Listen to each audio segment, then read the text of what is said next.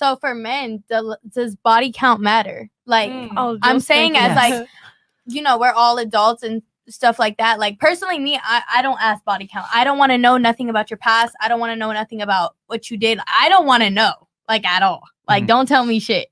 Like, I'd rather just go blind wolf and find out. Roller Sterling, you guys got this one. I just went on a rant, so you guys go ahead. I'll go first, Roller. I'll go first. Even if I wanted to know what your body count is, you're never going to tell me your truth. Facts. So there's always a set number. There's no way I can actually know for real what your body count is, right? However, so that's why we use like other social cues as an indicator of your body count. Like I said before, how flaky are you? Okay. How respectful are you of my time? How loyal are you after I've had sex with you? Do you stick around? Do you you know, respect my time after the fact? Are you flaunting your ass on Instagram after the fact? Like, are you replying to dudes in your DMs after we've smashed? There's like things we can look for as a guy that tell us if I can take you seriously or not. Right. I personally feel like men shirt the stores. Like, I feel like shirt the stores. I feel like merch. Y'all copy it. Vibing next. I feel like men for men that they care about body count. I personally do, because I feel like a woman like they could get with a man that has 100+ body count and they don't care. They're like, whatever, an experienced man. And I've heard that from multiple women. They're like, whatever, experienced man, whatever, I don't care, blah, blah, blah. But a man, like, you tell them like, yeah, I have like 15 people. What the fuck? You got 15 people? You've been ran through, you've been this, you've been that. And I really feel like that's not fair for women. Like, men can do whatever, and women like are devalued automatically. And I feel like it's because of, you know, by the fact that we are penetrated and not, you know, men like. Well, life isn't fair. Life is clearly, as a woman, it's not fair. But like, you're trying to compare apples and oranges. Yeah, we're different. Like, I don't have some of the advantages in life that you have, and you have some of these advantages I have. I'm stronger than you. Okay. But I don't have your beauty, right? You can get that's for damn sure. You can, hey, fuck you. I'm professionally sexy, you bastard. I can't, like, you can get certain things as a young, attractive woman that I cannot get. It's a conquest for men to get women. So it's like a prize. But for us to get men, like, you can go outside and find anybody today. Getting a woman getting sex is like a man lifting up a stone. Yeah. It's like it's a heavy rock. All right, done, easy. Like, so that's why like a man's body count is like a source of pride. We have to work for it. Yep. Yeah, and they hold it very like. But for women, it's like you can't really brag about that. It's like someone with high metabolism being skinny. Yeah. You're like, okay, and that's like a skinny guy having abs. Genetics. Yeah, you're just like, yeah. Rello? Men and women are different. I don't know if you've noticed that. This is probably one of the most common questions you field here, and on this podcast. Probably. That's why I want you guys to answer instead of us. We talk about this almost every show. Men and women are different, and it's time we stop looking at the reason why you think it's not fair. The reason why you think it's not fair is because somewhere along the line, probably when you were much younger, and probably how old are you now? 20. 20. So obviously. Somewhere along the line, whether it was through popular culture, through your learning process, through music, through whatever, you've come to the conclusion that men and women are blank slate equals. That they should, like, what's good for the goose should be good for the gander. So if men can go out and have sex as much as they want, then women should be able to go out and do that too. And the problem is men and women are not blank slate equals. They are different different physically, different neurologically, different psychologically. We broke this down on our podcast, by the way. Yeah, I talked all about in detail. Studies are there. Yeah, go check it out. Sorry.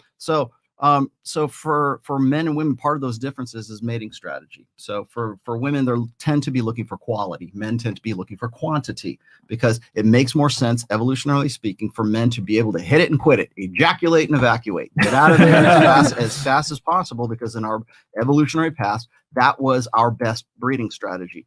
Women's mating strategy is hypergamy, okay? Alpha fucks, beta bucks, okay? For men, it is unlimited access to unlimited sexuality, because the more children we get with every ejaculate, we can potentially mate with hundreds and thousands of women, really, if you could do that. Yep. And so for men tend to be what's called R-selected, meaning that they breed in number, like they spread the seed, right? For women, you can't do that because you've only got one cell that gets fertilized, and you have the higher investment cost when it comes to reproduction. So you're going to spend 9 months knocked up with a baby, and then you're going to, at least in our evolutionary past, speaking wise, you're going to spend at least 7 or 8 years raising that child from complete helplessness to being able to put food in its mouth, right? So to self-sufficiency before you can have a brother or a sister. Now, usually it happens like 4 years or something like now because we have modern medicine and convenience, but that used to be the way it was. Women have a higher threshold for finding the guy who's quality, who's going to exhibit being like very good looking, arousing, the guy you really want to bang, but he's also got to be the guy that has the 3 P's: protection, provisioning, and parental investment. He has to be the guy that's going to stick around and protect you while you're pregnant, because women are the vulnerable sex. And the reason why they're the vulnerable sex is because they have the higher investment cost when it comes to reproduction. So 9 months knocked up, I need my money. I need to, I need my child support payments. I need you to, help me with the pregnancy, that kind of stuff. That's the parental investment side for this century anyways.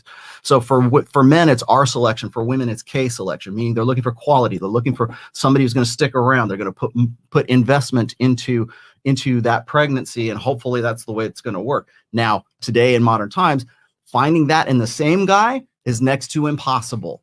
So that's why cuckoldry comes in, where you can have sex with the hot guy in the foam cannon party. You can get the hot alpha guy, get alpha seed, beta need, right? You mate with one guy, breed with that guy, and then convince the beta. Get the sugar daddy to pay you $1,000 a month. You tell it, pay your rent. Again, what is it? Chris Rock says, who tells the bigger lies? Women. It's your baby. Yeah, that's and why is that a joke? Well, we laugh at that because that's the truth of it. Is that makes sense. It has to be. I need that support. Because it's that vulnerability. It's not that you're thinking of that when you see the hot guy in the club and you go, man, I really want to fuck that guy. It's not about, you're not thinking, oh, I want to reproduce with him and have like children. And you're not thinking that far ahead. Yeah. That's the proximate cause versus the ultimate cause. The proximate cause is the hot guy in the club that you really want to get with. The ultimate cause is you're going to have his kid. Yep. And so what are you going to do with that kid once you have him? So the investment is always in your head, whether you're thinking of it or not. Most women and most guys aren't thinking of it either. It's not a conscious cognitive process. It's just you come to it, you cross that bridge when you get to it, sort of thing. So there's the investment costs that go into reproduction.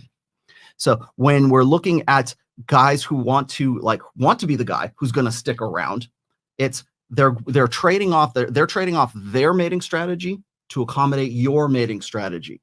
So why is pornography such a big deal? Why do we have online 4K streaming free pornography right here I can go get it right now if I want to? Why is it free for me to go and do that?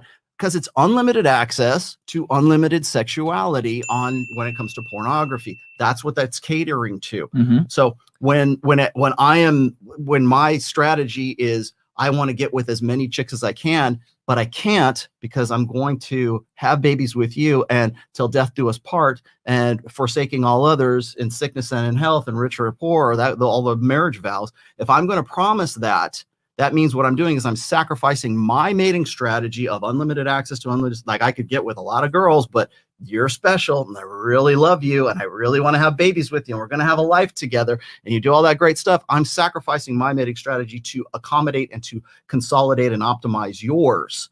The only stipulation is, well, still got to bang me, right? Because I still want to have sex. And if I'm giving up, my mating strategy, I got to have that. But the most important stipulation, the kid has to be my fucking kid.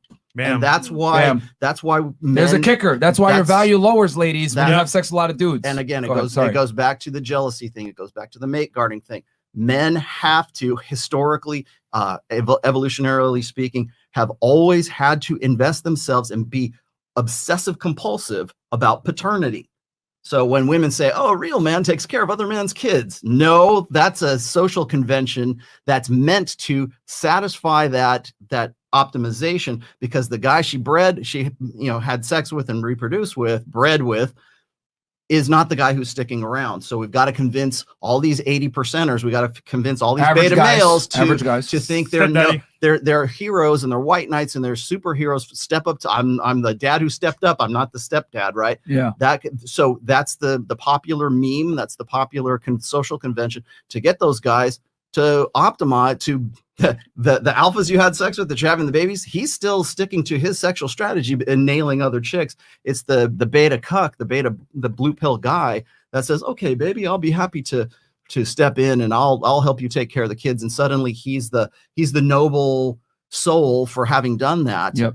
And that's part of the mating mechanics of what we have right now. But for me to accommodate and to optimize a woman's mating strategy, I have to sacrifice my own. That's what I call the cardinal rule of mating strategies. For one sex to optimize their mating strategy, the other one has to compromise or abandon it. Bam. So when, like today, it's usually abandonment for men. Like men have to say, okay, forget it. I'm just going to stick with this one girl because that's their only option. They're not a porn star, man. They can't go and knock it out with a whole bunch of girls. So what they do is they fixate and say, okay, monogamy. This is my best shot at reproducing. And so even if I got to take care of some other guy's kid, the chances are that somewhere along the line, she's going to have my kid too. And it becomes the new form of a mating strategy for beta males. So that's why when women say, well, you're a superhero for knocking it out with a bunch of guys. Yeah, because he's sticking to his mating strategy and not accommodating your mating strategy. While at the same time, when women are, slut shamed or they you're loose for that. The reason it's not that you're loose or you're a slut, it's you're a bad bet for paternity. Yeah. You're a bad bet for me saying that might not be my kid.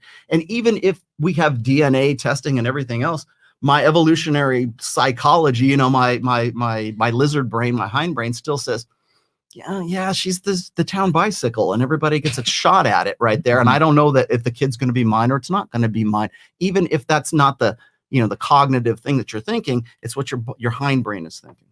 Damn. Somebody clip that, please. Yeah, that was probably one of the best explanations of why men can have sex with a lot of girls and women can have sex with a lot of dudes. At least when it comes to and then the other biology. The other part of that is that men can separate their emotions from the sex act, whereas women, because of their mating strategy, have to invest emotions in that guy. You're going to stick around, right? You're going to be there for me. You're going to be there right now. Yeah. Now you're going to argue with me and say, well, it's no, today women are less repressed. They're more sexually open. They got OnlyFans. They can do this. Yeah, but right up until about 1965, when hormonal birth control got invented, that wasn't the case. Yeah. And so now we're kind of like for the last 60 pushing back years, the clock a bit. For the last 60 years, all bets are off. Hypergamy is unfettered right now, and here we are, 2021, and this is the result of it. He is the author of The Rational Male, guys. Get the book, and he breaks this down in far more detail as to male and female sexuality and the differences there. Do you have something? You want to say something? And also, I think you touched base on it at the end.